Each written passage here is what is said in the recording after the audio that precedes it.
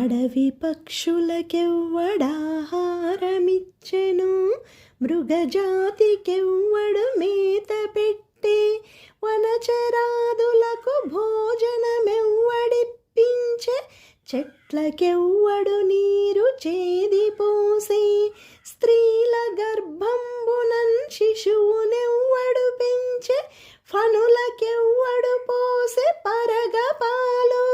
మధుపాలికెవ్వడు మకరందమునరించే, పశులకెవ్వడు సగె పచ్చిపూరి,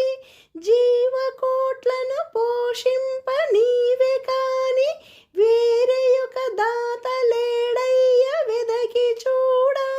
భూషణ వికాస శ్రీధర్మపుర నివాస, దుష్ట